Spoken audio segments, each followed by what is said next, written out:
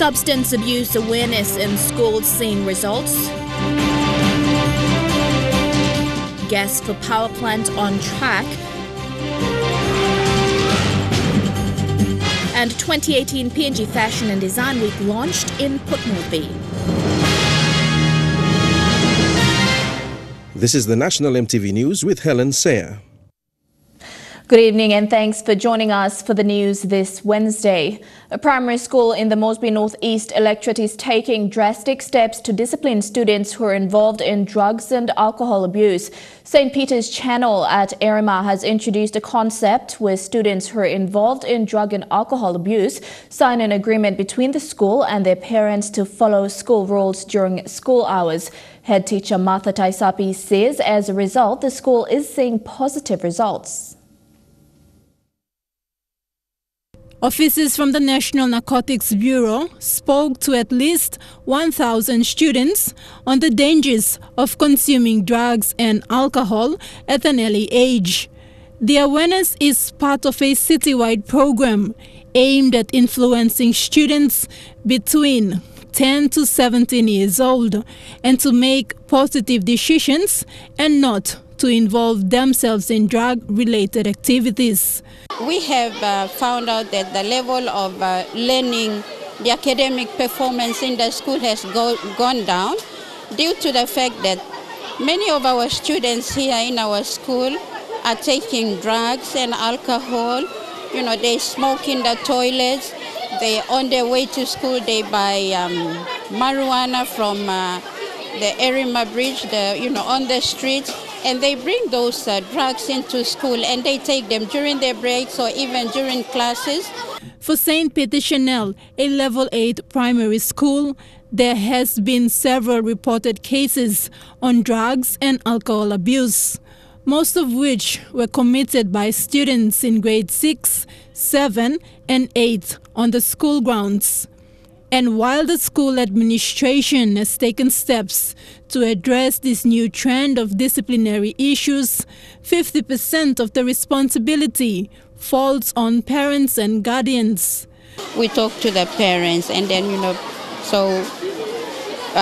in the case of like the alcohol and homebrew and sale of marijuana, we suspend the students. Students stay home for 2 weeks and let the parents talk to them at home and counsel them. And then after 2 weeks they come back to school and then we sign the agreement with the parents. Through such awareness, the Department of Justice and Attorney General aims to minimize disciplinary issues such as bullying and school fights. To at least make them aware that this problem of drug abuse is getting out of hand and it is very hard to control, especially the schools. So we are trying to help the teachers, the parents to go out to the schools and try to educate the children of the effects of drugs. Thekla Gunga, National EMTV News. Progress on a gas for power plant outside Port Moresby is on track, with hopes for an additional 57 megawatts to the Port Moresby grid to be available by the end of this year.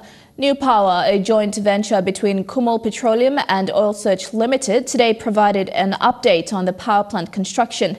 In a massive boost to the project, the 6 generators for the plant have arrived in the country and are being installed, signalling a major step toward making gas to power a reality. Members of the media were today provided an overview of progress at the new power facility adjacent to the PNG LNG plant site outside Port Moresby. Our site manager. This project, when completed, is expected to provide much-needed additional power into the Port Moresby grid by utilizing gas from the PNG LNG project. According to the project's Civil Structural Inspector, Rodney Ipape, work is progressing well, with a major component of the project, the 6 generators, having arrived in the country from Finland. They are being installed, which marks a significant achievement for the project. We are on track and we should be ready next year, January. The power should be on the Port Moresby grid. We'll produce reliable and affordable power. During February and March this year, all of those engines were fully load tested in the factory in Finland. They were then stripped down to make sure that there had been no damage to the internals of the engines under load test, and then were shipped out, finally arriving here on the 28th of June into Port Moresby. The project is aiming to begin initial testing towards the end of this year, with the aim to have the project in full swing by the start of 2019. This project aims to utilize 10 million cubic feet of gas each day to provide over 57 megawatts of electricity. With new power supplying gas for the Port Moresby grid, there are hopes this will enable huge savings for electricity provider PNG Power. Demonstrably lower cost than anything else that PNG Power have on their Port Moresby grid. Whilst you would need to talk to PNG Power to get the actual figures, our understanding is that once this power station is online, the annual saving to PNG Power from their cost of generation will be tens of millions of kina. Merabatulo, National EMTV News. You're at Wednesday's News on your number one. We'll be back with more after these messages. Stay tuned.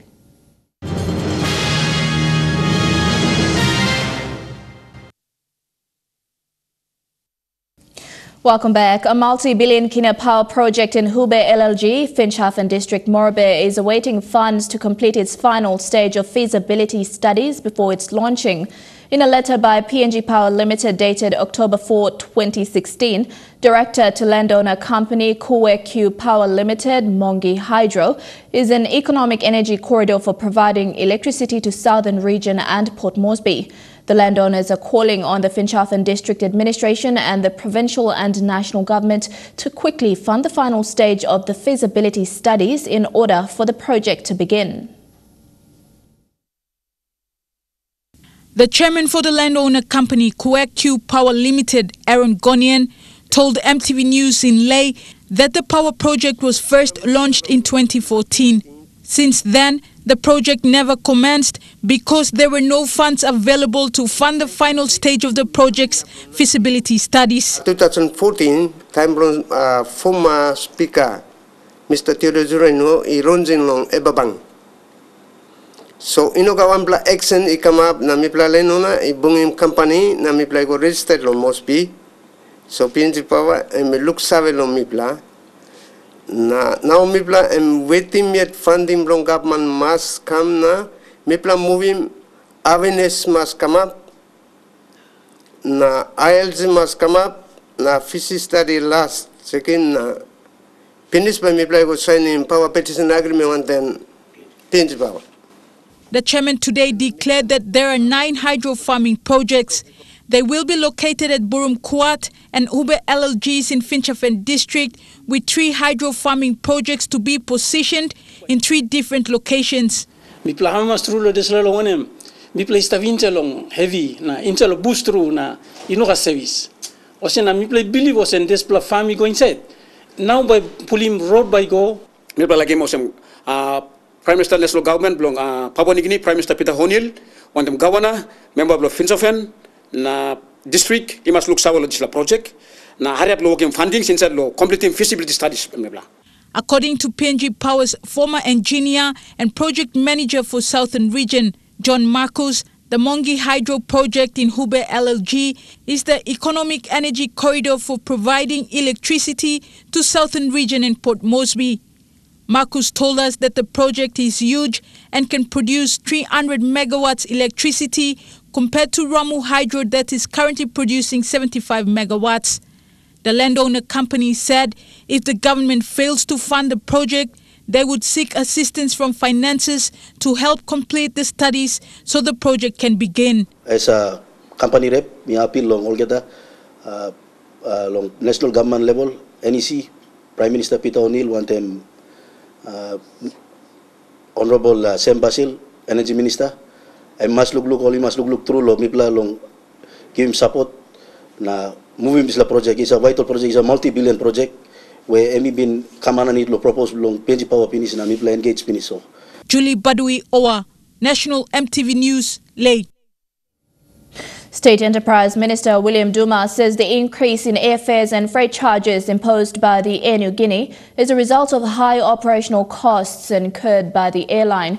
Mr. Duma, while admitting that the national flag carrier is struggling to meet public demands, has confidence that the appointment of the new chairman will address some of these issues. Cost of fuel.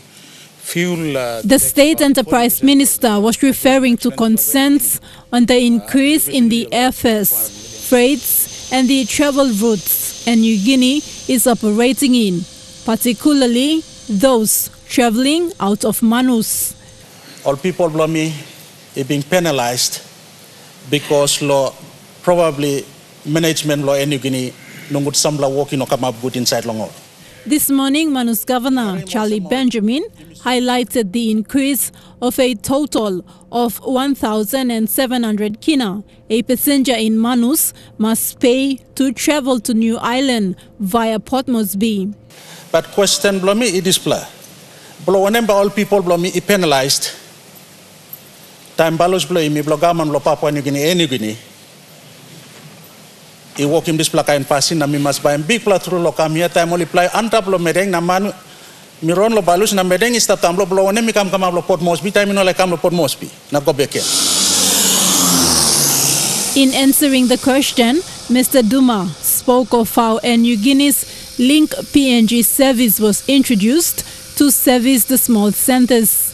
Duma admitted that the service did not meet the expected outcomes and says there are ongoing discussions to lower the travel costs. Somewhere along the line, Mr. Speaker, things have not worked according to plan, and I must admit. And apart from the apparent success by Airlink in some of the areas, the difficulty remain with those sort of areas that have been accurately pointed out by the good governor. And together with the concurrence of the Prime Minister, what Cabinet has done is to make some changes at the leadership level of this company, Air Niugini. In the last 3 years, the airfares have doubled, if not tripled, because of high operational costs and safety requirements Air Niugini must comply with. Much of these costs have been paid for by the travelling public through the increased airfares and high freight charges. And while the government continues to discuss ways on how to cut down the travel costs, ordinary Papua New Guineans will still be paying hundreds, if not thousands of kina to travel. Tekla Gunga, National EMTV News. Local farmers in Lagam district are determined to make good use of the new Farmer Resource Centre which was launched today. Enga's Women in Agriculture President Joanna Sai says with the amount of information given to them in the centre, more women, men and youths will be trained. The Farmer Resource Centre is the first of its kind for the Enga province. The Farmer Resource Centre's opening in Enga's Lagam district was an event worth celebrating. Women dressed in traditional attire led the delegates from the district office to the Lagam Oval. The Lagam district is a food bowl of the Enga province. Potatoes are widely grown in the area. However, local farmers have had challenges producing quality crops for market value. Mipla producing good plan and mipla harem golonga bandenol Israel la bolsa to osem em disla lipla planning mem no good em no nap meeting demand blow market. Joanne says the president of Women in Agriculture in Lagam. She says prior to being trained by NARI under the European Union's Rural Economic Development Project, local farmers lack knowledge on farming techniques. Mipla go in and out lol training na mipla lugu musem. I get way where or like more savelo dislana planning all big banana inside so that emba meet him market demand. Senior scientist and NARI's team leader in Tumbul, Kud Sitango, said with the new resource center, they want to get the people more involved in commercial production. But they are not used to growing commercial temperate food crops, which has market value like Irish potato, broccoli, cauliflower, carrot. The Farmer Resource Centre was officially opened this afternoon and is the first of its kind for the Enga province. This project now, it's going to bring all those information closer to the people. Lucy Kopana, National EMTV News, Layagam. The 2018 PNG Fashion and Design Week was launched in Port Moresby last night with the theme Culture, Creativity and Digitization for Innovation and Growth. This year's series of events aims to take bold, focused and deliberate actions to shape the future of PNG's cultural and creative economies, locally, provincially, nationally and around the globe. This year's event sees the Australian government come on board as a supporter. Representatives from the country's fashion industry came together last night for the launch of the 2018 PNG Fashion and Design Week. This year's event has seen the Australian government on board as a major supporter. I'm very proud to be here. The Australian government is very proud to be a sponsor of this program. My Minister, Foreign Minister Julie Bishop, is a big fan of Papua New Guinea and the Pacific, and she's a big fan of fashion. And so I'm really excited that we've got this opportunity to work with you on this really special area. And it creates such opportunities for women, not just in Port Moresby, but out in the villages and out in the communities. And I guess the other reason why I'm so excited about cultural industries is the preservation of your heritage, both tangible heritage and the things that we make. And this year's Fashion and Design Week will be a little different, with a series of activities to focus not only on fashion, but on other creative and cultural initiatives that can be utilized to generate employment within the country. According to PNG Fashion and Design Week chairperson Janet Sios, this is an important step in gaining recognition for the important role that artists play in society. This year's event will see the hosting of a high tea and mini fashion showcase, various workshops on fashion design, fabric printing, a cultural and creative industries public forum, fashion trade expo and a plus-size fusion fashion show. We are excited because this year is quite different in the sense that we are going further to address the very issue that address our industries, these two cultural and creative industries, and bring awareness to our government that these industries have been left out in all government plannings, in all government funding, in all government programs. And this is something that I've stood with the team this year to bring awareness on it. The Department of Community Development and Religion also pledged their support for PNG Fashion and Design Week this year.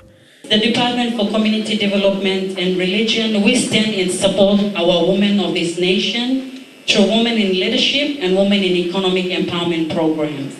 And for this purpose, it comes under the function of Women Economic Empowerment. And we work very closely also with the Government of Australia to bring this to reality.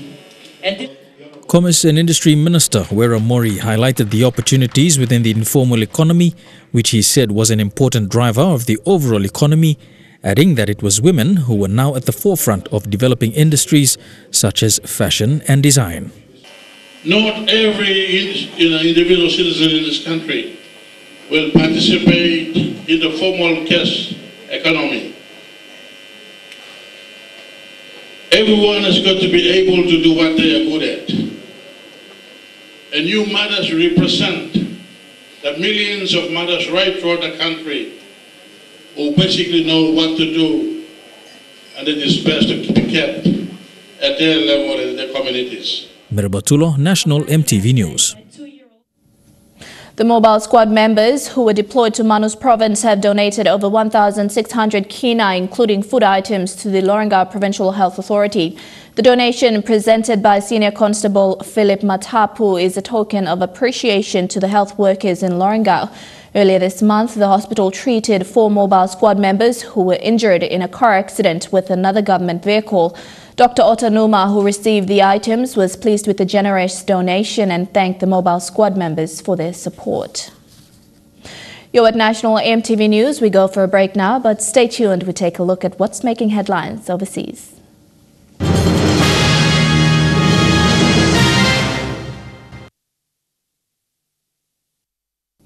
Welcome back to the news. Turning overseas under furious fire from all sides, the US President Donald Trump has made a stunning reversal after head-spinning 24 hours.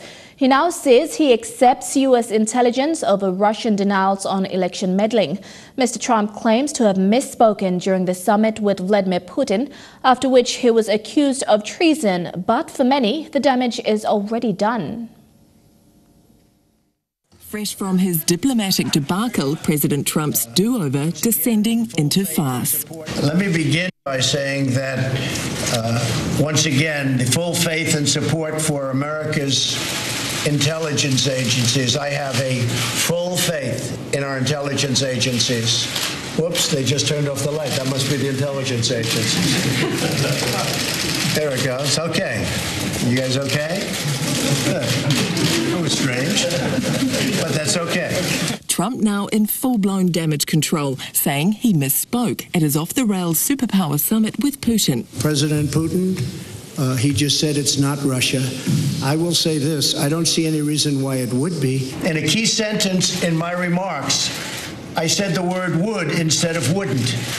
I think that probably clarifies things pretty good by itself. It took a full 24 hours for Trump to make that clarification and to explicitly back his own intelligence agency's assessment that Russia meddled in the 2016 election. I accept our intelligence community's conclusion that Russia's meddling in the 2016 election took place. Could be other people also. There's a lot of people out there. There was no collusion at all. That final point, a crucial one for Trump, who wrote it in big print on his prepared remarks. But he was careful to underline he believes Russian meddling did not impact the election's outcome.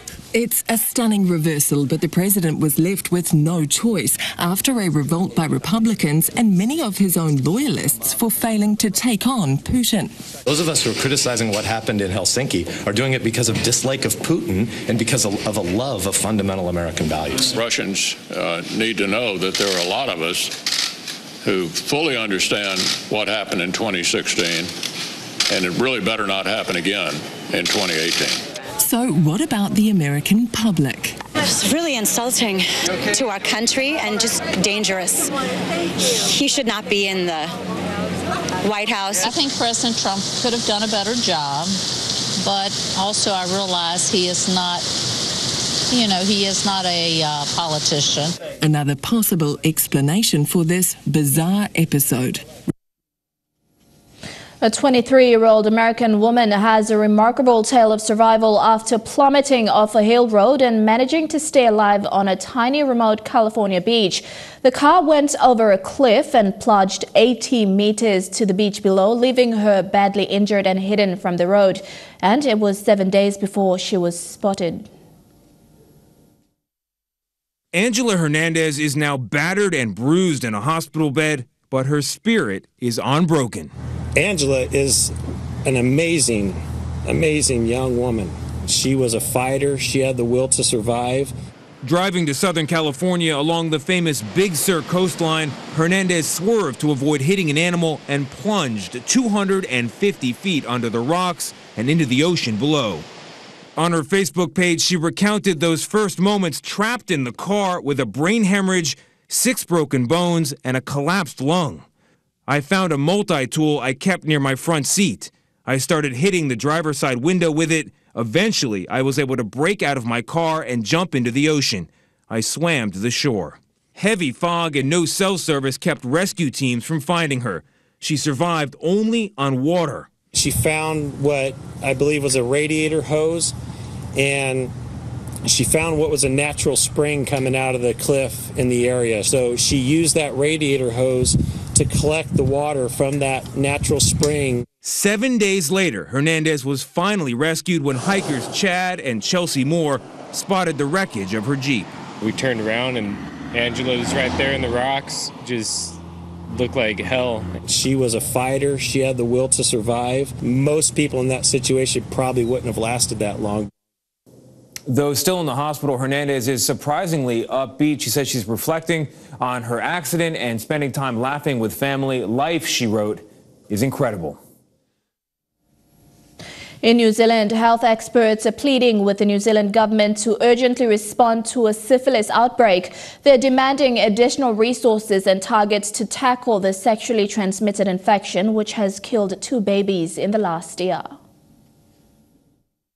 It's easy enough to treat, but doctors say syphilis infections in New Zealand have reached epidemic proportions. The numbers of cases have been going up year on year since 2013, and nothing has been done to address it from a public health point of view. More concerning, the risk to babies if the infection's passed on during pregnancy. The sexually transmitted infection can usually be treated with antibiotics like penicillin, but without it, syphilis can cause serious health problems. The consequences can be miscarriage, preterm delivery, so that's the baby being born prematurely, or the baby can be born stillborn. There have been at least 4 cases of congenital syphilis since 2017, 2 of these stillbirths. Last year, there were almost 500 syphilis cases across the country.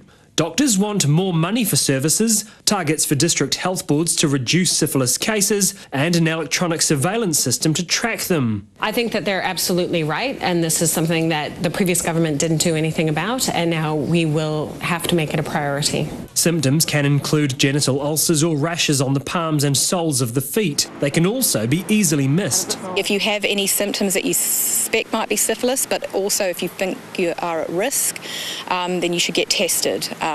Because a lot of people don't get any symptoms. They can be infected, be infectious, pass the infection on and never know that they've got it unless they have a blood test. The government says it expects to have a sexual health action plan in place this year as doctors continue to combat this infectious disease. The first blood test capable of detecting melanoma is in its early stages and is being developed by Australian researchers, and it's hoped it could save thousands of lives. Budding actress Lucy here says life is good.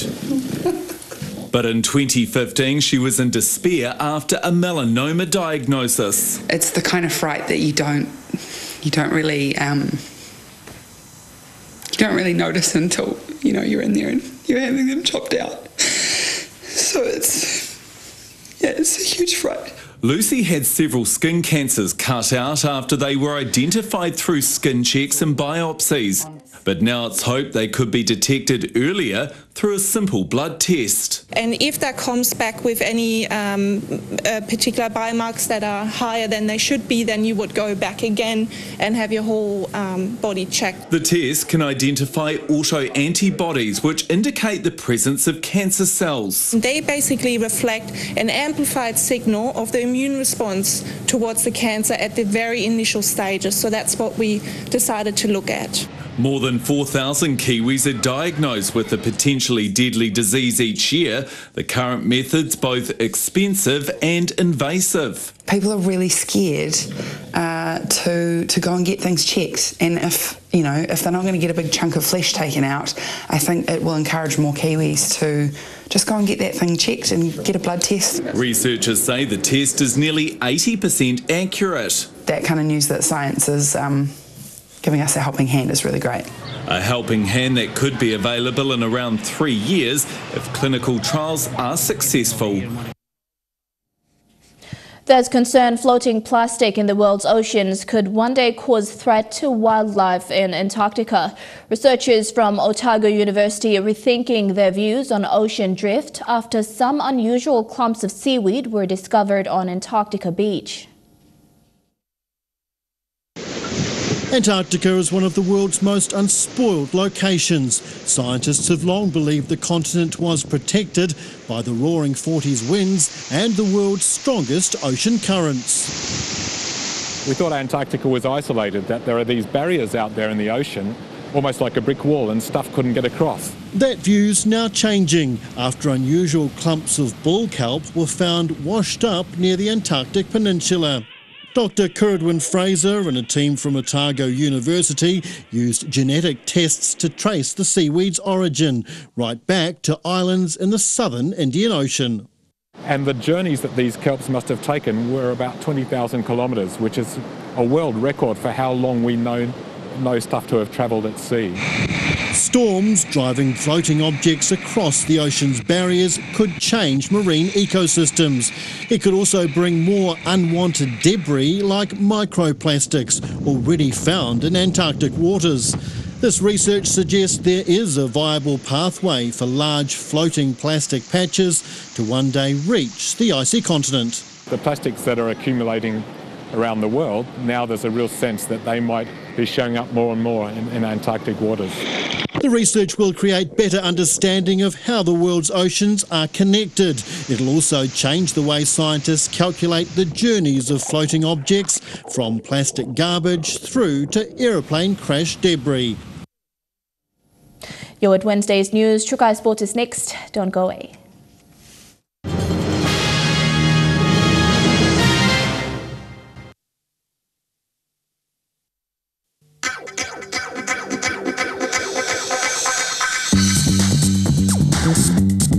Trukai Sports.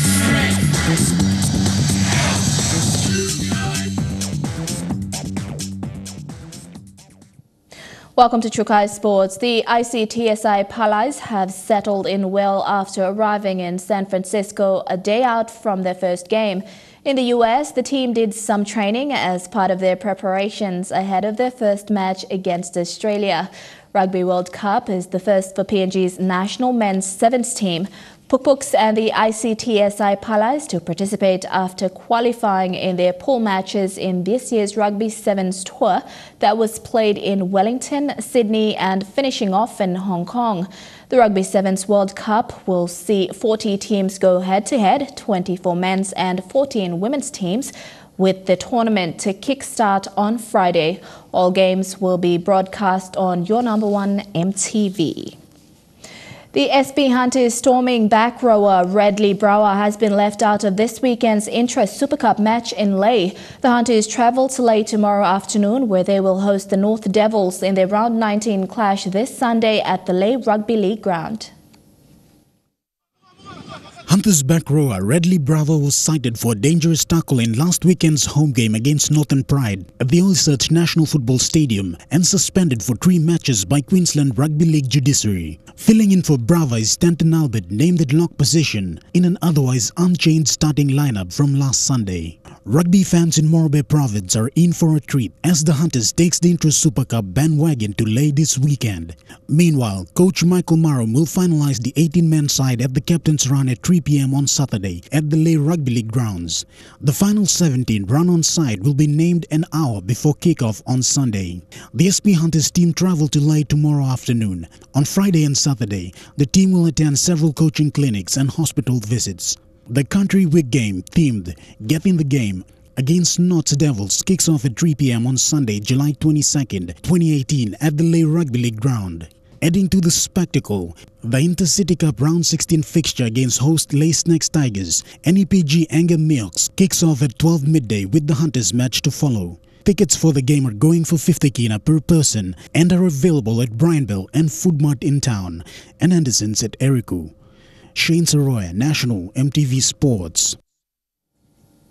11 soccer associations have confirmed their participation in the Southern Regional Besta Cup qualifying tournament. The tournament starts tomorrow at the Bissini Soccer Grounds in Port Moresby. All teams will assemble at the playing venue for the opening ceremony, followed by the official kickoff of the 4-day tournament. The winners after the 4-day tournament will then compete in the semi-finals against other regional champions to be played in Lae. Recently celebrating its 4th anniversary, High Performance Sport PNG Director Aaron Alsop says High Performance has achieved a lot over the past 4 years, from staff recruitment to implementing a pathway program and the groundwork put to prepare elite athletes. Aaron says High Performance Sport recently extended the program for another 4 years. With 4 years of operations in the country, Director Aaron Alsop has described the High Performance Program as a progression over time. It's been overwhelming since its establishment in the country and one that was needed for the development of athletes and coaches. Aaron says because of the program, through its credibility and reputation, the organization is well recognized. Long term, to ensure that we're sustainable as a high performance program and as a country, we need to look at the development of more areas of the sports system, and they were the ones that I guess over time we've been able to obviously add to what we had done. You know, it has been a progression over time. We can't do everything at once. It's simply just impossible to throw that sort of capacity that we have in PNG. He says despite financial difficulties, the program has assisted all athletes across the board with some assistance from the government and its partners such as the Australian Catholic University, Bond University, Griffith University, including an MOU between the City of Gold Coast through Sports Super Centre that was used by athletes for the Commonwealth Games. But we've also got a number of partnerships happening now through Australia and New Zealand, particularly focused around their high performance, what we call institutes of sport or academies of sport, as well as the Asia organisation. That's a partnership between Japan, Qatar, Singapore and Hong Kong. So it's nice to be able to have these sort of partnerships in the region, and I guess that's something that we've worked really hard on to build up. He says over the 4 years, implementation of athletes development program, upskilling of coaches and development program for future representatives were also carried out to add to the growing demand of sports development in the country. The high performance program was recently extended for another 4 years and will carry out its normal duties to prepare elite athletes and help national federations to prepare their athletes. The City of Gold Coast, our MOU with them, we've had that renewed this year, which was done through our Vice Minister and CEO during the Commonwealth Games. So that's been another continued 4 years of partnership with them, which encompasses the relationship that we have with Sports Super Centre at Runaway Bay on the Gold Coast. So having access to team training environments down there and running some of our professional development programs. High performance programs are currently delivered by 99% of national, from athletes development to coaches and its talent identification program. Godwin Eki, National, EMTV Sports. Trukai Sports continues with more after these messages. Stay tuned.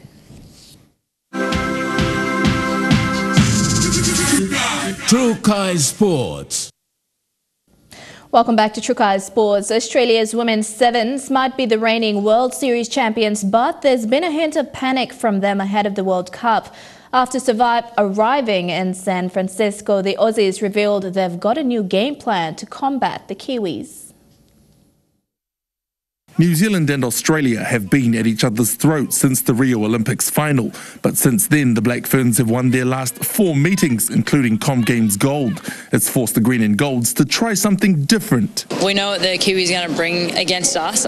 It's about coming up with new plans, in which we've been able to do that over the last 3 weeks with John Manenti as head coach. Be able to implement and come up with new game plans, so we can hopefully, if we do cross New Zealand in this World Cup, we'll be able to put them in place. Big words, but in a knockout tournament, New Zealand say it's a mistake to look too far ahead. We want to get to Aussie first, so that's the most important thing, and hopefully they get to us. I think there's a few people standing in their pathway. For the French, they've probably got to focus on them a little bit more. There may be that mental edge, but it's a new tournament at the end of the day. Everyone's had a month from the World Series to actually prepare for this. And while it would be a dream final, the timing has created controversy. Some people are upset that the women's final has been scheduled to take place a day before the men's tournament finishes.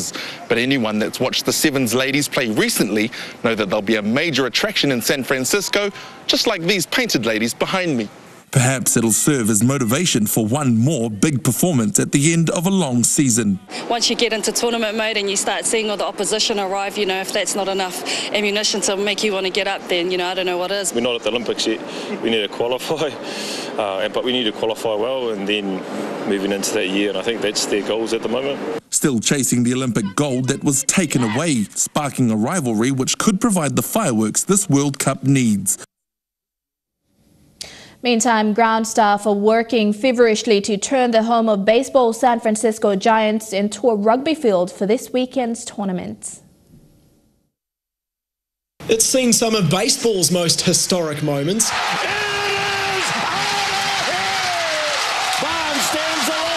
But AT&T Park is undergoing quite the transformation. The home of the San Francisco Giants getting ready to play host to one of the biggest events on rugby's calendar. When they first said to you that we want to host a tournament of rugby sevens here, what was your reaction to that? First reaction was, will the field fit? And then it was, all right, we can do this.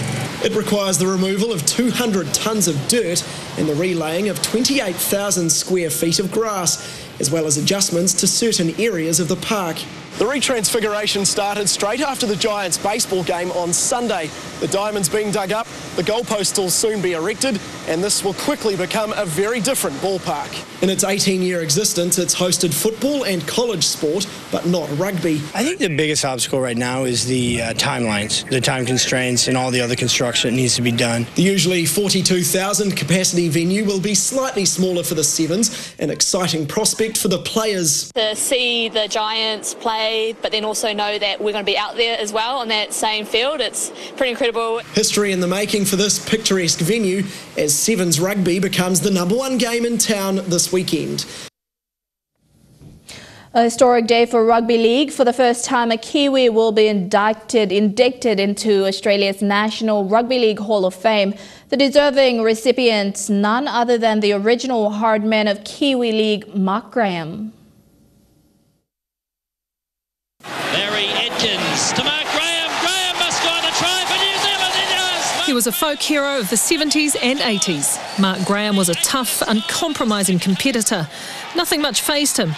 That was until learning of his latest accolade. I'm dumbfounded. Quite surreal, really. It's like I think you played all right and you did pretty well, but that's mostly something I'd never expected. Playing over 140 games for the North Sydney Bears in the 80s, Graham was a trailblazer in a time when playing in Australia's national competition was just a fantasy for Kiwis. He didn't just make it, he made it big. Yeah. He was respected widely across the competition. He was very tough, he was very skillful, but he also became the pioneer and he opened the door for so many players today that we see in the game. Named New Zealand's Player of the Century in 2007, Graham was an inspirational Kiwis captain, playing 29 tests between 1977 and 1988. In my day, there was just a lot of mad buggers playing. We were fit and we wanted to test ourselves to see if we were as good as we thought we were. It was about standing up for yourself and your mates and your team and your club and supporters and getting stuck in. The thing about Mark Graham, he had great presence. He was extremely fit. He was tough. He had the ability to read a game and sense that something needed to happen. The 62-year-old will be inducted alongside 5 Aussie legends on August 1st. Graham beat out fellow Kiwi icons Ruben Wiki and Stacey Jones for the honour. They're two wonderful men and two wonderful players. I don't know, I actually would have picked one of them. And that says it all about the man. And that ends Shukai Sports. Up next, the weather details for the next 24 hours. Stay tuned. Shukai Sports.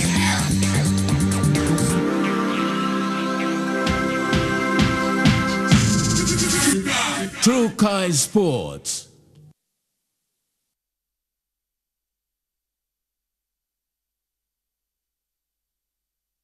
The weather details were proudly brought to you by Dulux, celebrating 50 years in PNG and the only paint made in PNG.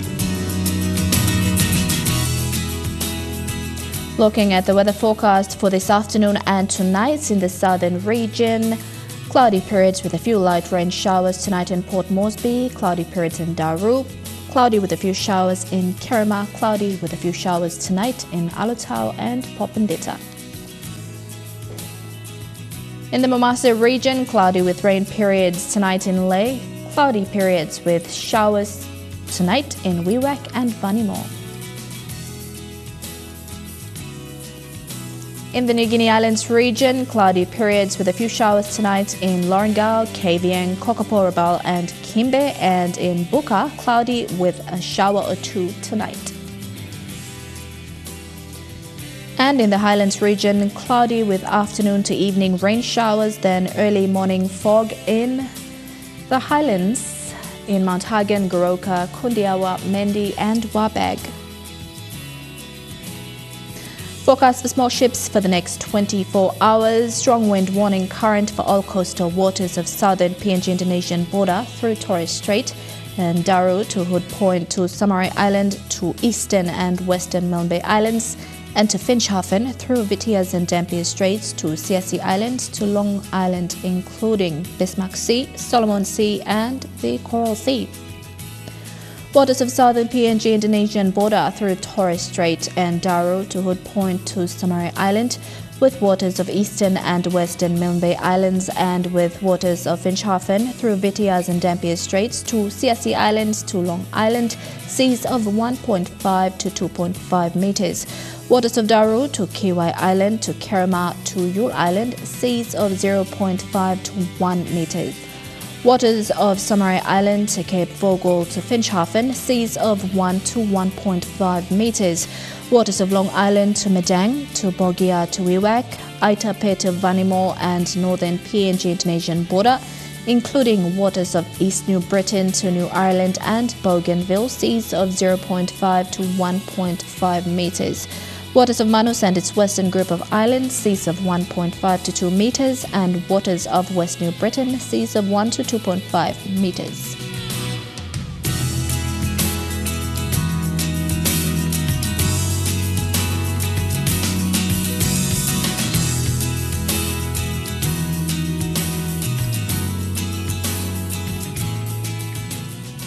Ocean forecast for PNG areas in the Coral Sea. Seas rough with southeast winds at 25 to 34 knots. In the Solomon Sea, seas moderate to rough with southeast winds at 20 to 25 knots. In the Bismarck Sea, seas rough with southeast winds at 25 to 34 knots. And in the Pacific Ocean, seas moderate with southeast winds at 15 to 20 knots.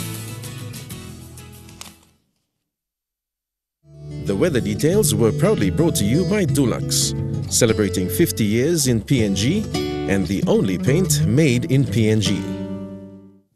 And that's been the news, sport and weather for today, 18th July 2018. On behalf of the entire EMTV News team, pleasant viewing and good night.